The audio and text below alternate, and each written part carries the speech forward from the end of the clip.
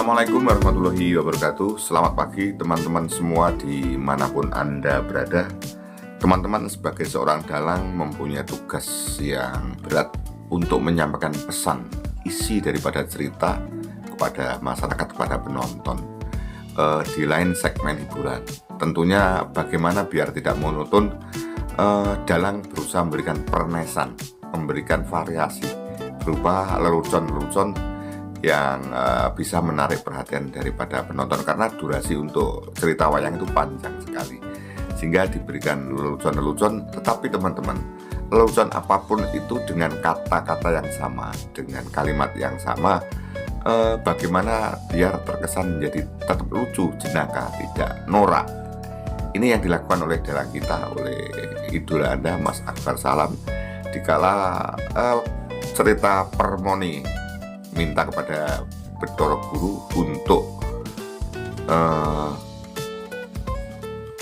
menikahkan putranya Dewa Srani dengan Dewi Dresonolo. Sisi lain sudah menjadi istri Arjuna. Dengan diksi yang sama, kalimat yang sama, ini kalau disampaikan oleh Mas Akbar Salam terkesan menarik dan lucu saja. Tetapi suatu hari kalimat dan diksi ini disampaikan oleh dalang lain justru kelihatan lebih cenderung agak norak.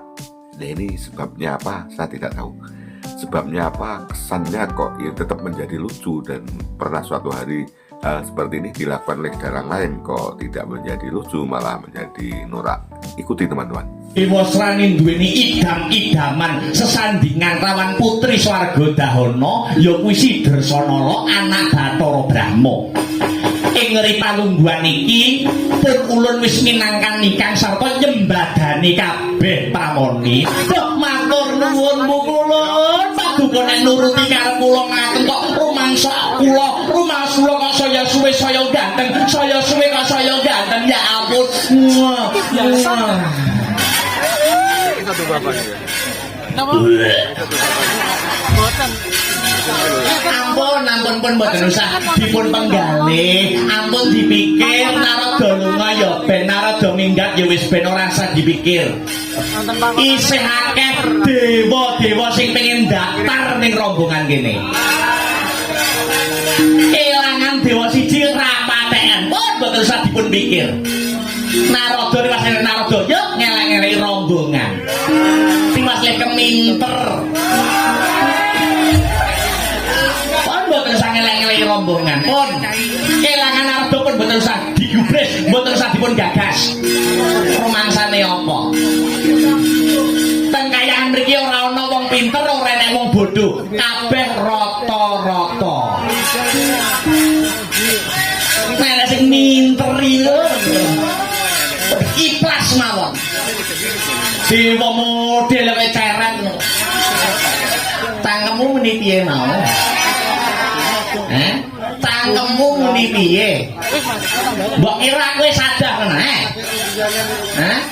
Pemangsane aku wis sadar. Aku mbok lone dewa kaya ceret, kupingku sing krungu, kupingku sing tengen. Mbok kira sudarungan apa piye narada?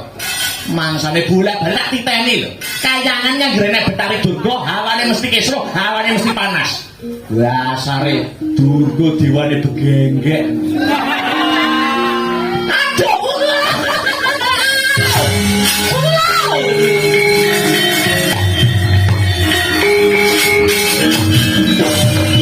Ya ampun, dilane dewane begenggek paduka kok kendel mawon, paduka kok meneng mawon kados pundi? Mbok paduka menika bela dateng kula. Lah nyatane kowe genggek tenan murah. Nggih. Lah iya. Nek iya ya wis ora usah bengok-bengok. Ya ning sik rapet ya. Ternaos kula Pak. Iya. Wis tak pinangkani pun mboten usah gagas narada. Lunga ya ben lunga. Seragame kon ninggal. Iya. Kabeh kuwi ndak lakoni. Kabeh kuwi ndak lakoni awit saka gedene rasa tresnaku marang jeneng kita Pramoni kang sarta tresnaku marang putra ulun Tundul Malaya ya kuwi si Dewa Srani. Nggih, ngaturaken ageng panuwun dene semanten sing katresnan paduka dumateng bojo kaliyan anak. Iya, padha-padha Durga, padha-padha. tegese ing ngeri palungguhan sak mengko kewajiban ulun wis rampung. Ya kuwi kewajibanku mung perintah marang Bathara Brahma inen misake katresnane Janaka lawan anake wadon ya kuwi Sidrasanala.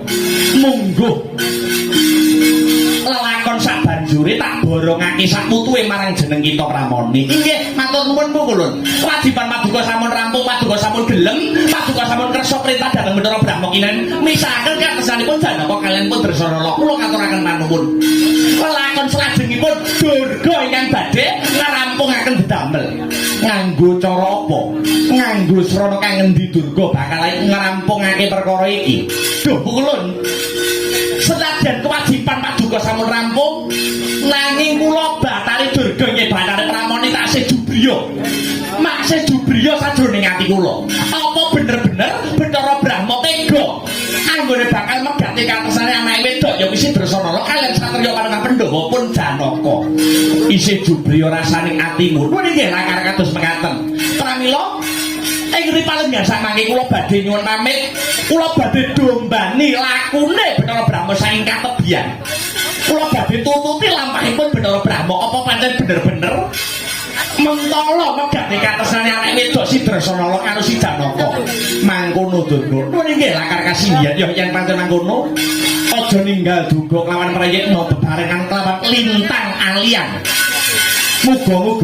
Muga-muga gegayuhane Durga lan si Dewa Srani bisa kasembadan anggone Ratu Tunggul Malaya. Si Dewa Srani bakal dedhapan lawan putri Swarga Dahana, widodari Swarga Dahana ya kuwi si Dewi Dresanala Durga.